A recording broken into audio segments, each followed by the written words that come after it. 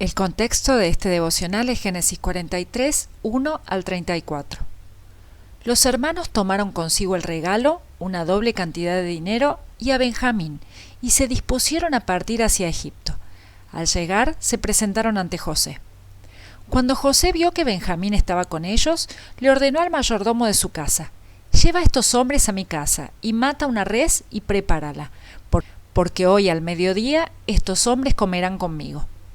El mayordomo cumplió las órdenes de José y llevó a los hermanos a su casa. Al ver los hermanos que eran llevados a la casa de José, les dio miedo y dijeron: «Nos han traído aquí por el dinero que antes fue devuelto en nuestros sacos. Nos han tendido una trampa. Nos atacarán y nos harán sus esclavos, junto con nuestros asnos». Se acercaron entonces al mayordomo de la casa de José y a la entrada de la casa hablaron con él y le dijeron: «Ay, señor nuestro, en realidad, al principio, nosotros vinimos a comprar alimento, pero sucedió que, cuando llegamos al mesón y abrimos nuestros costales, ahí estaba el dinero de cada uno de nosotros, en la boca de su costal. Todo nuestro dinero completo. Pero lo hemos vuelto a traer con nosotros. También hemos traído más dinero para comprar alimentos. No sabemos quién pudo haber puesto nuestro dinero en nuestros costales». El mayordomo les respondió: «Tranquilos, no tengan miedo. Yo recibí el dinero de ustedes. El Dios de ustedes y del Padre de ustedes habrá puesto ese tesoro en sus costales». Y les entregó a Simeón. Y el mayordomo llevó a los hermanos a la casa de José. Allí les dio agua y ellos se lavaron los pies, y él dio de comer a los asnos de ellos. Mientras esperaban que José llegara al mediodía, pues habían oído que allí habrían de comer, ellos prepararon el regalo. Cuando José llegó a la casa, ellos le presentaron el regalo que habían llevado a la casa, y se inclinaron hasta el suelo delante de él. José les preguntó cómo estaban, y dijo: «¿Cómo está el padre de ustedes, el anciano de quien me hablaron? ¿Vive todavía?» Ellos respondieron: «Nuestro padre está bien, y todavía vive». Y se inclinaron ante él con reverencia. José levantó los ojos y vio a Benjamín, su hermano por parte de madre, y dijo: «¿Este es su hermano menor, de quien ustedes me hablaron?» Y añadió: «Que Dios tenga misericordia de ti, hijo mío». Pero por causa de su hermano, José se sintió muy conmovido, así que apresuradamente buscó dónde llorar. Entró entonces en su aposento y ahí lloró. Pero se contuvo, y luego de lavarse la cara, salió y dijo: «Sirvan la comida». A José le sirvieron aparte, lo mismo que a sus hermanos. También le sirvieron aparte a los egipcios que comían con él, porque los egipcios no pueden comer con los hebreos, pues para ellos es algo repugnante. Los hermanos de José se sentaron delante de él según su primogenitura, de mayor a menor y en el orden de sus edades. Y unos a otros se miraban totalmente atónitos.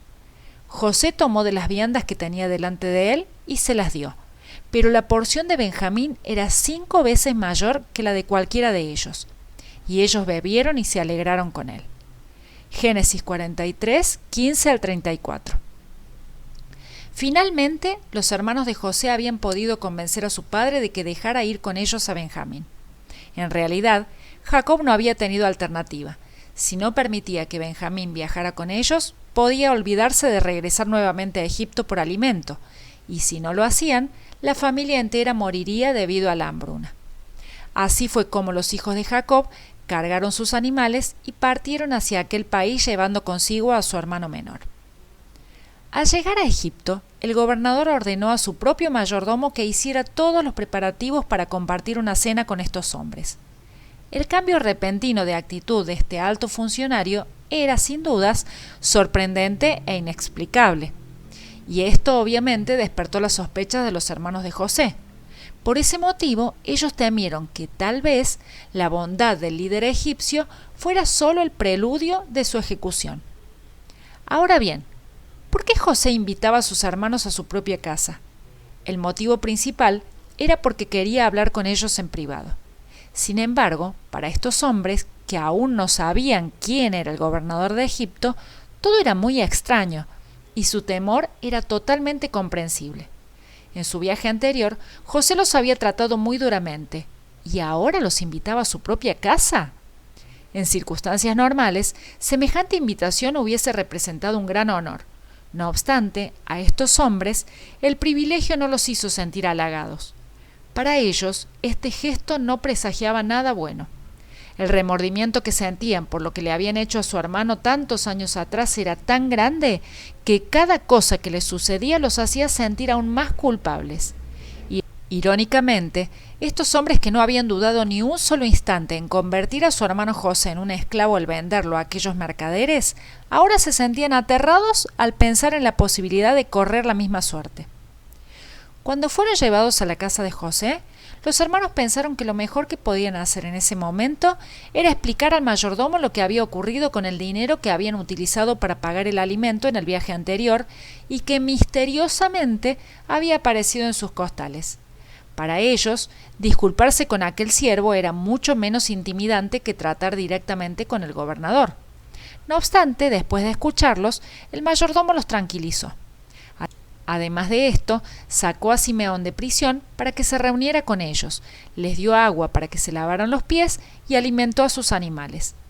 Los hermanos de José temían ser apresados como esclavos y ser despojados de todo. Sin embargo, fueron tratados con una amabilidad que no esperaban y que mucho menos merecían.